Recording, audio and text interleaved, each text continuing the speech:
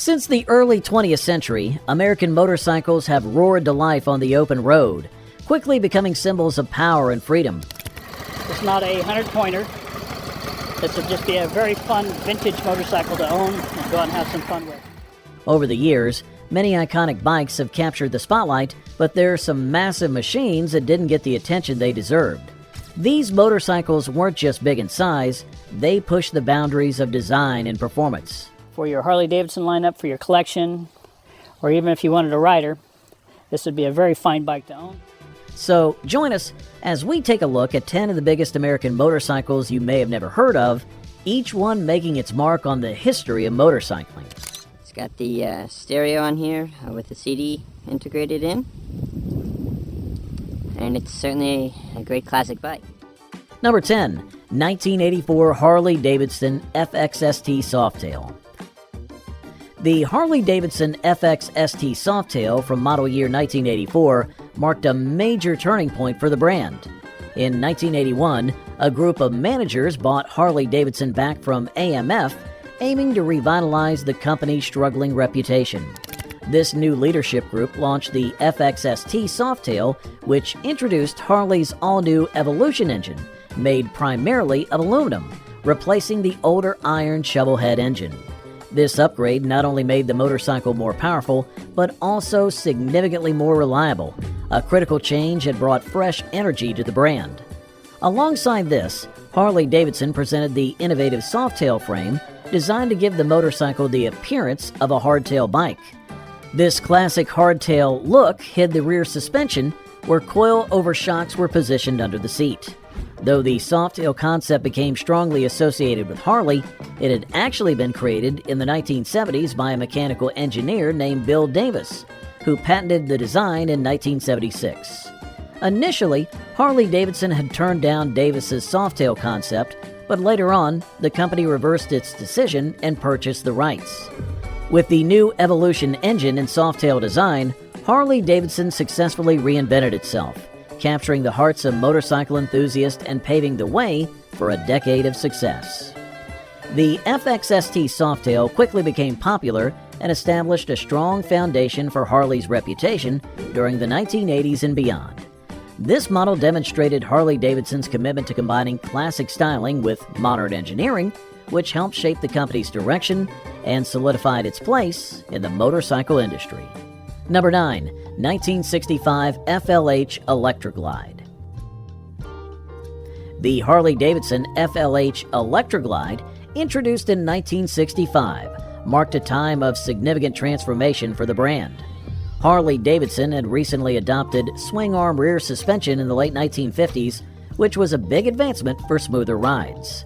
Then, in 1965, the introduction of the shovelhead engine replaced the panhead engine, bringing a new era of power to their motorcycles.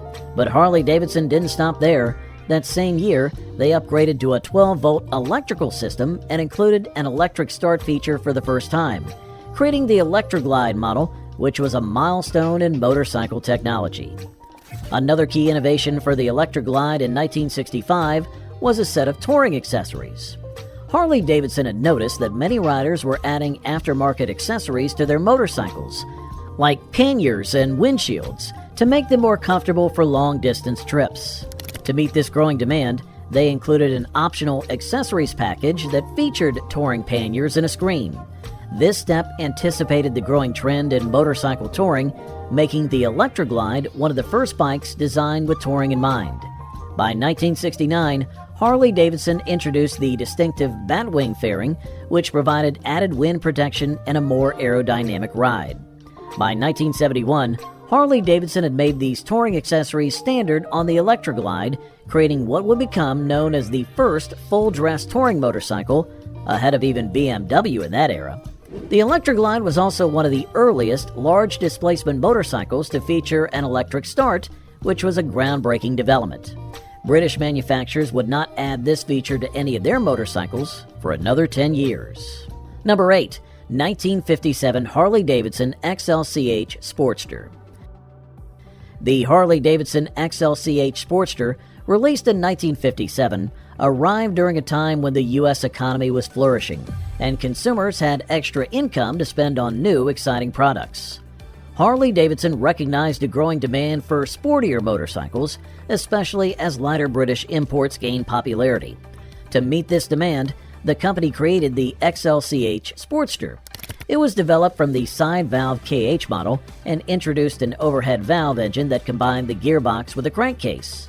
This design provided a smooth, responsive performance, ideal for the American market. Harley-Davidson gathered valuable feedback from dealers across the country, which helped them refine the Sportster's style to better suit American tastes. This led to the classic Sportster look that became a recognizable icon in the world of motorcycles. For the first 3 decades of its production, the Sportster was considered a distinctly American version of the lightweight, roadster-style motorcycle. While it evolved over time, it remained true to its roots, capturing the essence of the open road and embodying the American spirit of freedom. The innovative engine design of the Sportster laid the groundwork for the Harley-Davidson XR 750 flat tracker engine, which became legendary in motorcycle racing. The integrated gearbox and crankcase design helped the Sportster establish a reputation for durability and solid performance. Over its 50-plus years of production, the Sportster continued to adapt and stay relevant, marking its place as a quintessential American motorcycle while retaining its unique, timeless appeal. Number 7. 1936 Harley-Davidson EL Knucklehead. In 1936, Harley-Davidson introduced the EL Knucklehead model, marking a major evolution in their motorcycle engines. Up until then, Harley engines had a flathead or side valve design. However, as riders demanded more power, these older engines struggled under the stress, leading to issues with overheating and reliability. Harley-Davidson recognized the need for an upgrade and responded by developing an overhead valve cylinder head. This change brought significant improvements, though it faced early challenges due to severe oil leakage caused by complex joint faces.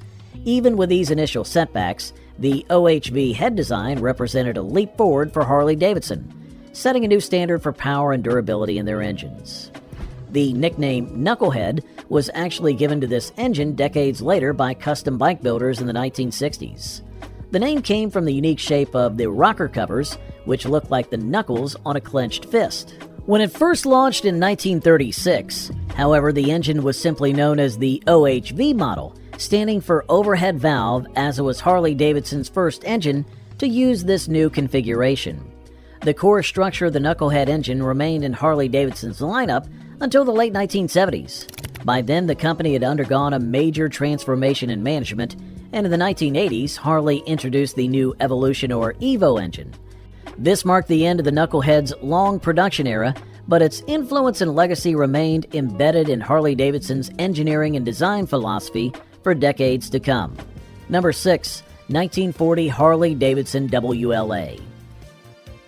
The Harley-Davidson WLA, produced between 1940 and 1952, held a significant place in Harley-Davidson's history.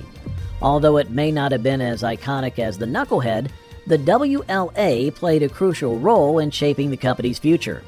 About 70,000 units were manufactured during World War II, which provided Harley-Davidson with essential support and stability in the years that followed. The WLA became part of the post-war biker culture as returning soldiers acquired these surplus military bikes, customizing or bombing them to suit their style.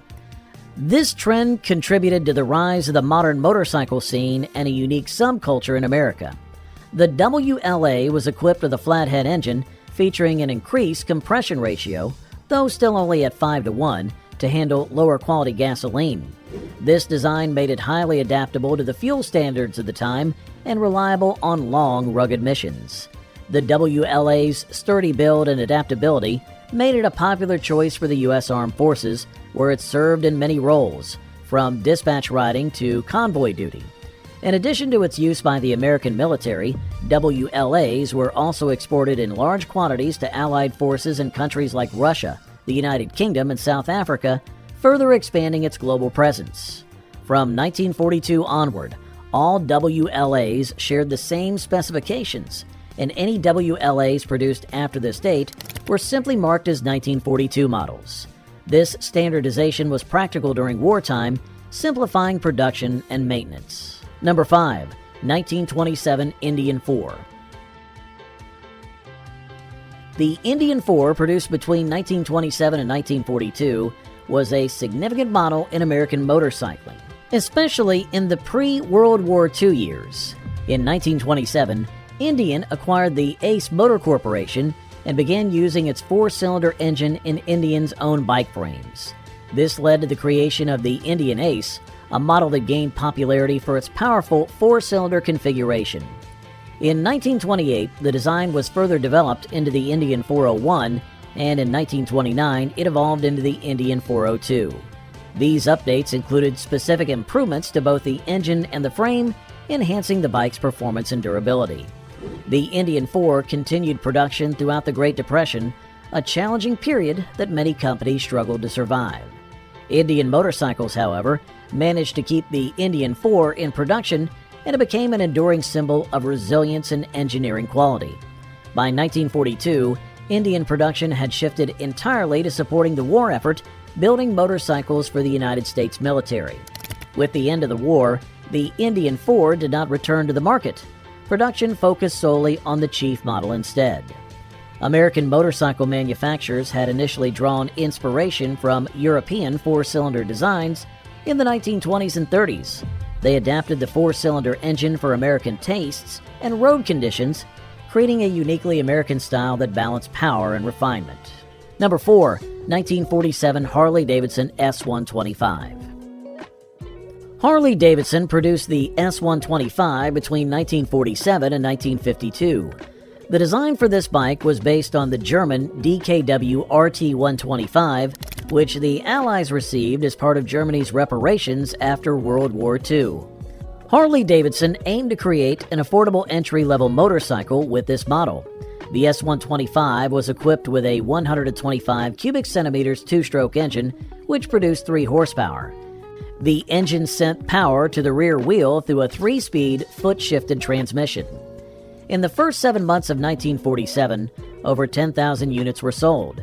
The S125 featured a front fork supported by large rubber bands, which helped absorb shocks. However, in 1951, the bike was upgraded with a telescopic fork for better suspension and handling. In 1953, Harley-Davidson made significant changes to the S125. The company introduced a larger 165 cubic centimeter engine, which offered more power. As a result, the model was renamed the Harley-Davidson 165 to reflect the new engine size. This update marked the end of the S125's production, but it showed Harley-Davidson's ability to adapt and improve upon existing designs based on customer feedback and the changing market demands of the time. Number 3. 1920 Indian Scout. By the 1920s, Indian Motorcycles had established a reputation for making high-quality bikes. The 1920 Indian Scout was a significant improvement for the company. It featured a relatively small 605 cubic centimeter V-twin engine, which was paired with a smaller, well-designed frame. The transmission was attached directly to the engine crankcases, which allowed for a maintenance-free primary drive system. This was a unique feature for American motorcycles at that time. In 1928, the company released the Scout 101, which came with a larger 750 cubic centimeter V-twin engine. The Scout 101 became one of the most important models made by Indian, remaining popular from the company's early years until the start of World War II. It was not only a successful road bike, but also gained a strong following among racers. In 1932, Indian updated the Scout's frame, which it shared with other models in the company's lineup, including the Chiefs and the Fours. This change was made to reduce cost across the range of bikes. The Indian Scout was a key model that helped strengthen the company's finances. It sold very well, partly because it was smaller and easier to handle compared to the larger Indian Twins. The Scout's success played a significant role in Indian's ability to stay competitive in the motorcycle market during those years. The model became a favorite among riders who valued both performance and practicality. Number 2. 1922 Indian Chief. The Indian Chief was a popular motorcycle produced by Indian. It was similar to the Indian Scout, but it was larger. Both motorcycles shared the same 42-degree V-twin engine layout. The Indian Chief was built from 1922 to 1953. The first model featured a 1000cc engine, but by the next year it was upgraded to a 1200cc engine. In 1950, the engine size increased again to 1300cc. In 1928, a front brake was added to the Indian Chief, improving its safety and control. By 1940, the motorcycle received new large fenders, and a redesigned sprung frame made the ride much more comfortable. This frame was far superior to Harley's rigid frame, offering a smoother and more enjoyable experience for riders. The Indian Chief was not only stylish, but also practical, capable of reaching speeds up to 85 miles per hour in its stock form. With the right adjustments from a skilled tuner, the bike could even surpass 100 miles per hour. The Indian Chief was admired for its design and comfort, making it one of the most respected motorcycles of its time. It became a favorite among riders who sought a powerful and reliable machine. Over the years, the Chief earned a reputation as a top-tier motorcycle, combining speed, durability, and style into one impressive package. And at number 1, the 1921 Nuracar. The Nuracar was a unique attempt to blend the design of a motorcycle and an automobile. Produced from 1921 to 1926, it aimed to create a vehicle that could fit between a car and a motorcycle. The Nuracar was built in both the US and the UK. It had a car-like steel frame, which was unusual for a motorcycle. The engine, which had a capacity of 221 cubic centimeters and was a single cylinder, was mounted in such a way that the crankshaft ran lengthwise. This required a complex friction drive system to transfer power to the rear wheel through a chain. Another unusual feature of the Nuracar was its hub center steering, a design still used in some vehicles today. The riders also sat with their feet positioned forward, which was different from the typical motorcycle riding style. The engine produced about 2.5 horsepower, allowing the Nuracar to reach a top speed of approximately 56 kilometers per hour. Over its 5 years of production, about 16,000 units were made, making it the most successful motorcycle with hub center steering in history. While the design was unconventional at the time, it incorporated features that would go on to influence motorcycle development in later years. The Nuracar's mix of a car frame and motorcycle engine left an impression, and its legacy is still visible in some of today's vehicles. These massive American motorcycles may not be as famous as some iconic brands, but their unique designs and powerful engines are worth recognizing. Which one surprised you the most? Don't forget to like, share, and subscribe for more exciting content on hidden gems from the motorcycle world.